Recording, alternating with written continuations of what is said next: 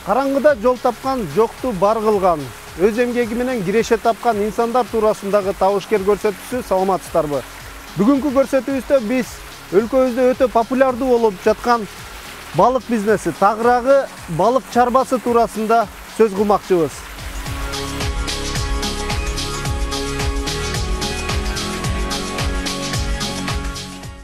Намиреже, биз азыр кайсыл жерге келдик?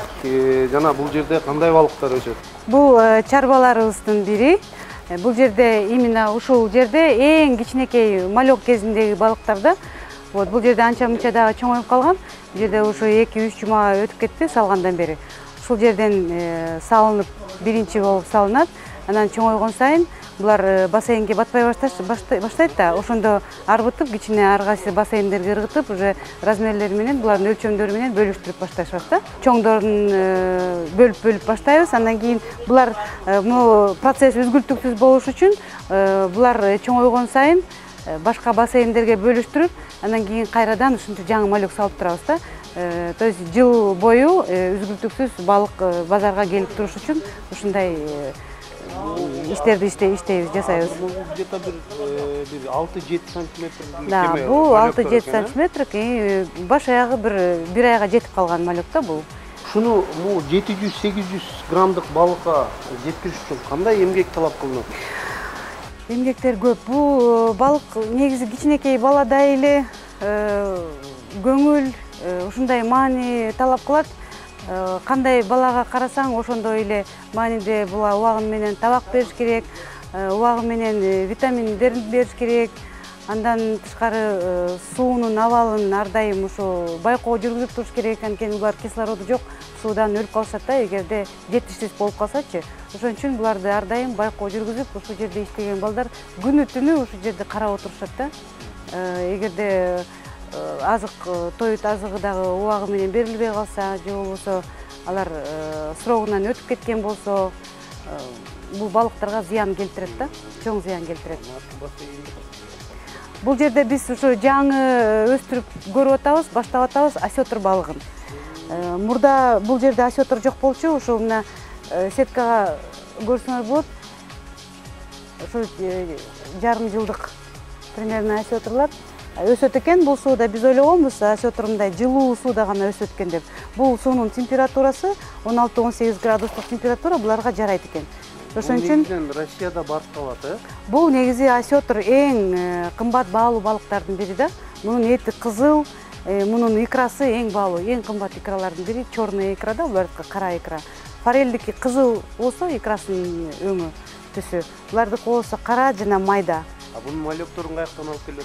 Мунун малекторун ушу фирмалар сатышат шаарда. Бул как пробный катарында пускать киргизип көрдүк да. Анан болот экен, жашайт экен, биз ойлоп атабыз. Эми дагы келечекте чарбаларыбызды кеңейтебиз, чоңойтобуз. Ошондо жеке гана форель эмес, осетр балыгын дагы көбөйтүп, ошондо иштешке аракет кылалы деп атабыз да.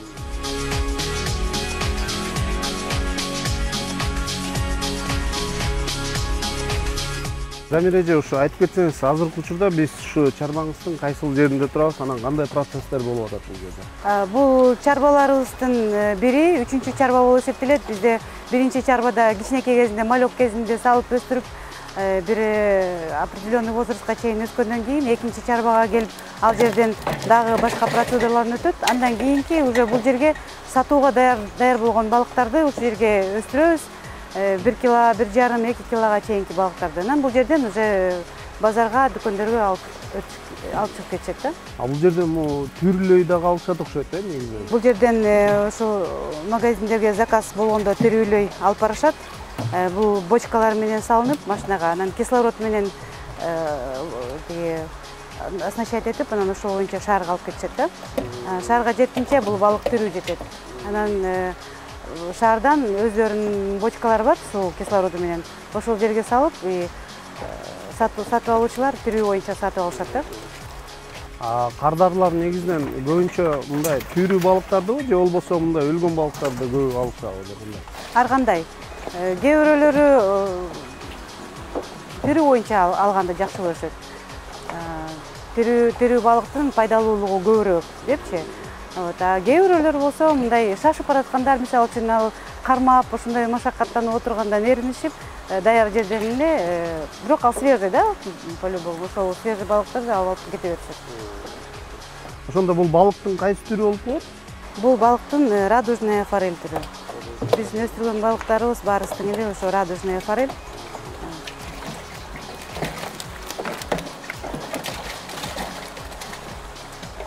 Бул балыкты ошо 5 сантиметр, 10 сантиметр кезинде алып келип сууга ыргытабыз, бассейндерге салабыз. Анан ошондон баштап булар 1,5-2 килолук ошол возрастка чейин өсүшөт да. Көбүнчөсү 1 килога келгенде ошол маалда уже сатылып. Аммо канча чыгат бул жолдо? Бул мисалы үчүн 700-800 граммдык балык. Азыр мен кармап аткан балык 700-800 грамм чыгат экен. Радужный форель. Ушундай размерге жетиш үчүн буга 10 айдан 12 айга чейин 1 жылдык мөөнөттө ушундай балык, ушундай болуп өсөт да балык. Буну өстүрүш да кандай? Өстүрүшү абдан кыйын, опурталдуу, абдан кыйын өстүрүшү. Анан булардын тоют азыктары дагы кичинекей кезинде экструдер деп коет, кичинекей кезинде майда корумдор берилсе, ошол тоют азыгы берилсе, чоңойгон сайын булардын көлөмүнө жараша азыктардын көлөмү дагы чоңоюп турат да, и баасы да кымбатыраак болуп турат да.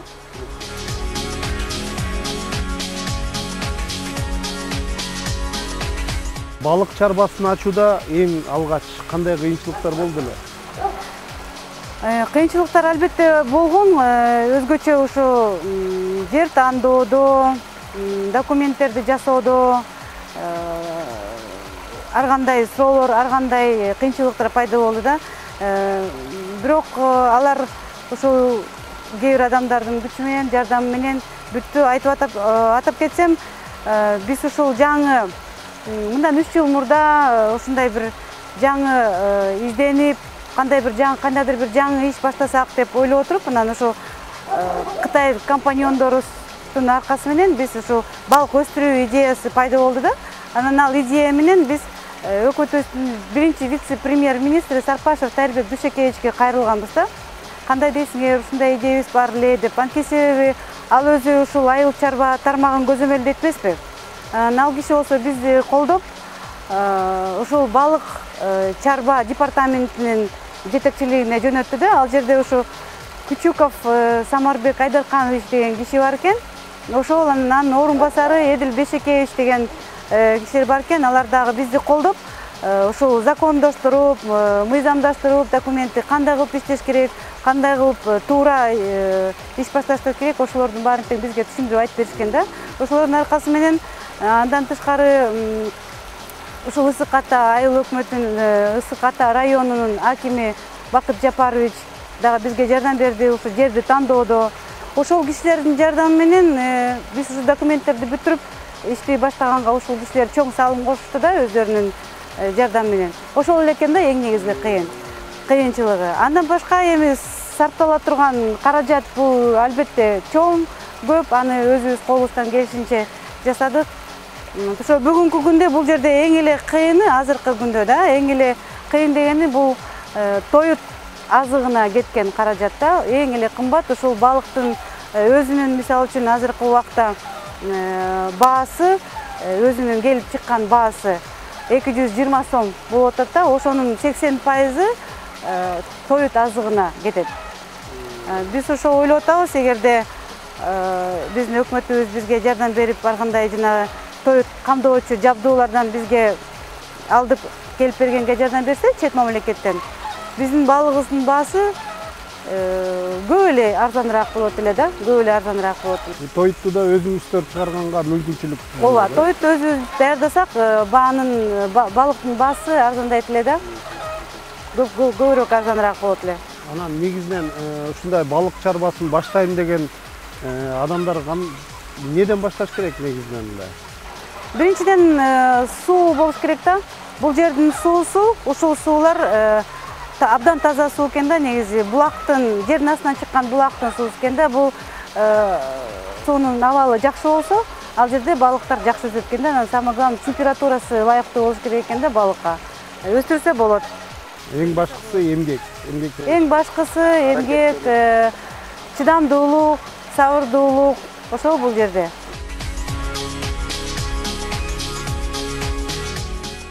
Бул кем эмнеден жасалат өзү? Бул заводскойда. Ооба. Канча мал бересиз негизинен? 3 мал беребиз. Булар деле көп жейт. Канча көп берсеңер ошонча өсөт экен.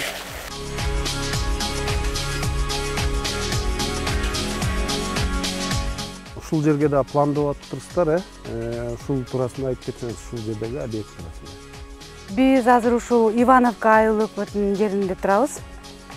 Ушул жерден дагы биз кеңейтиш үчүн, чарбачылыгыбызды кеңейтиш үчүн дагы ошол участокты арендага алдык. Өзүңөр көрүп турасыңар кандай абалда турат ошол участок. Бул жерден канча деген машина мусор алып чыгыш керек. Анан казып, оңдоп, түздөп, анан жана өзүңөр көрүп кеткендей ушундай бассейндерди куралы деген максатыбыз бар, оюбуз бар. Буюрса ушул жакын арада баштайлы деп атабыз. Жанагы бассейндер дагы убагында ушундай абалда болчу, да? Алар дагы мындан дагы начар абалда болчу, жаңы баштап келатканда. Бул суулар эч качан жанагындай кургатуучу каналдын суулары да. Буларды эч качан тазалашкан эмес, эч кимге кереги да жок суулар болчу. Эч качан эч ким колдонгон да эмес. Анан ошол негизи бул жерди тазалап туруш керек эле да. Өкмөт өзү негизи тазалап туруш керек эле, бирок ага тазалаганга каражат керек да. Ошон үчүн эч ким карашчу эмес. Азыр эми ушундай жерлерден биз аракет кылып жасап көрдүк. Болот экен. Ошон үчүн биз кеңейип бул жерден дагы көрөлү деп атабыз. План боюнча качан ачылып калат бул жер? План боюнча эми ушул жакын арада баштасак, күзүндө бүтөт, күзүндө балыкты, биринчи малёкторду уже салабыз бул жерге.